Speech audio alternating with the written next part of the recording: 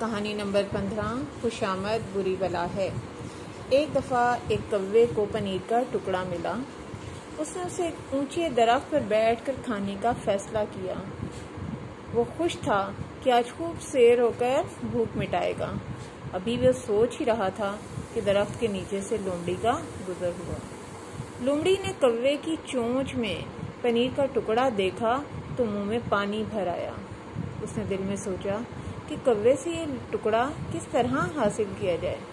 लोमड़ी के जहन में एक तरकीब आई, क्यों ना कौवे की तारीफ की जाए और इस तारीफ का फ़ायदा उठाते हुए पनीर पर कब्जा किया जाए। उसने कौवे से कहा, भाई तुम आज दिन भर कहाँ रहे? मैं तो तुम्हारे बगैर उदास हो गई हूँ। आंखें तुम्हारे खूबसूरत और चमकदार बाल देखने को तरसती रहीं। आज तुम्हारी खूबसूरत आवाज़ सुनने को कान तरस रहे हैं। ज़रा अपने खूबसूरत गीतों से रस तो घोलो। अपनी तारीफ सुनकर कौवा बहुत खुश हुआ और काएं काएं करने लगा।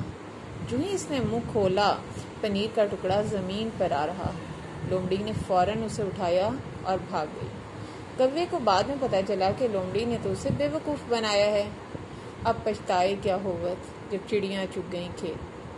अपनी अक्ल से काम लेना चाहिए और किसी की चिकनी चुपड़ी बातों में नहीं आना चाहिए। नतीजा खुशामद बुरी बला है।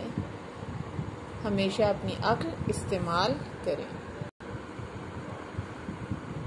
ख़ास अल्फाज की तरफ आते हैं। कौवे, पनीर का टुकड़ा, दरख्त, खाने का फैसला, लोमड़ी का गुज़र, चोंच, पनीर का टुकड़ा, पानी भर आया, टुकड़ा, हासिल किया, लोमड़ी, जहन, तरकीब, तारीफ, भाई, उदास, आँखें, खूबसूरत चमकदार बाल, तरसती,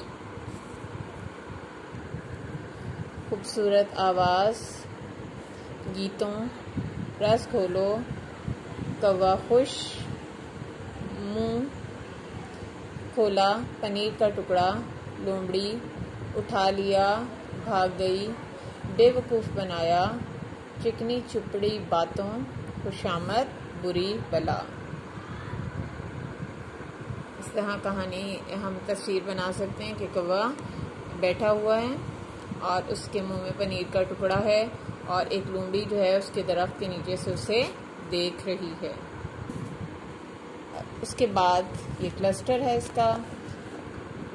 कौवे को पनीर का टुकड़ा मिला और फिर ये जो हुआ, ये मेन पॉइंट्स को हम क्लस्टर पे लिखेंगे ताकि बासानी आप लोगों को कहानी याद रहे।